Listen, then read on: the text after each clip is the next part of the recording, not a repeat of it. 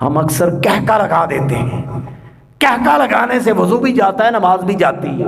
فقہ کا مسئلہ ہے، حالت نماز میں دانت بڑے نکلتے ہیں نا، نماز میں کہکا لگانے سے وضو بھی فارغ، نماز بھی فارغ، یہ فقہ کا مسئلہ ہے۔ تو تبسم اور شے ہے، کہکا اور شے ہے۔ ایک لفظ عربی میں ہوتا ہے داہک، داہکا۔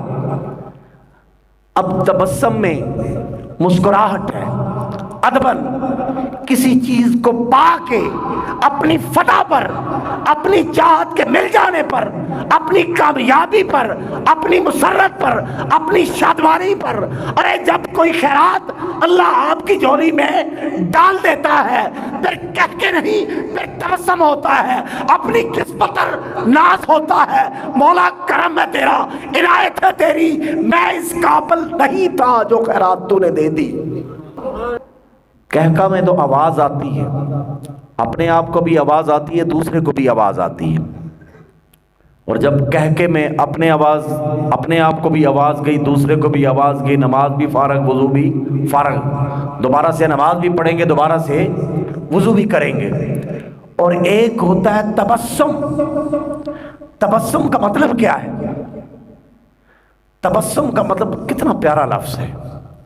تبسم کا مطلب ہے کہ آپ جب کسی پسندیدہ چیز کو پا لیتے ہیں نا، پانے کے بعد اپنے مقدر پہ ناز کرتے ہوئے بندے کے ہونٹ کھلتے ہیں، مسکراہٹ آتی ہے، مسکراہٹ آتی ہے، اور مسکراہٹ بھی ایسی کہ ادب سے لبریز، ادب سے لبریز، بے ادبی نہیں، ادب سے لبریز۔ اس نعمت کے پا لینے کے بعد تبسم ہوتا۔ تبسم کسے کہتے ہیں؟ ان کی محفل میں نصیر ان کے تبسم کی قسم۔ حضور قبلہ نصیر الدین نصیر شاہ صاحب، نصیر ملت، کمال لکھتے ہیں، ان کی محفل میں نصیر ان کے تبسم کی قسم، دیکھتے رہ گئے ہاتھ سے جانا دل کا، پتہ نہیں یہ دل کب نکلا کب گیا، دیکھتے رہ گئے ہم ہاتھ سے جانا دل کا۔ ان کی محفل میں نصیر ان کے تبسم کی قسم، بات ہماری آنکھوں کے نہیں، بات تو تبسم مصطفیٰ کی ہے۔ ان کی محفل میں نصیر ہم ان کی محفل میں بیٹھے ہوئے، جلوہ یار سامنے تھا، صحابہ سامنے تھے، ان کی محفل میں نصیر ان کے تبسم کی قسم، سرکار کا تبسم ایسا تھا، دیکھتے رہ گئے ہم ہاتھ سے جانا دل کا، یہ پنجرہ یہیں پہ، یہ جسم یہیں پہ، یہ دل آقا کے قدموں میں، دہلیز مصطفیٰ پہ۔ تو میں بات کر رہا تھا تبسم۔ تبسم میں آواز نہیں نکلتی، اپنے آپ تک پتا ہوتا ہے کہ مجھے کوئی چیز ملی ہے۔ آپ کے پاس کھڑا بندہ، اسے بھی نہیں پتا ہوتا تبسم کیا ہوتا ہے۔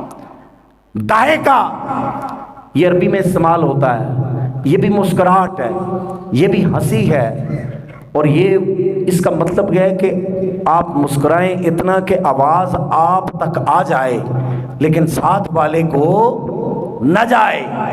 اور تیسری چیز ہوتی ہے کہکہا، لاؤڈ لافٹر، کہکہا میں آپ کو بھی آواز آتی ہے، باقیوں کو بھی آواز آتی ہے۔ اور اس حدیث مبارکہ میں کیا فرماتے ہیں؟ حضرت انس بن مالک روایت کرتے ہیں نا،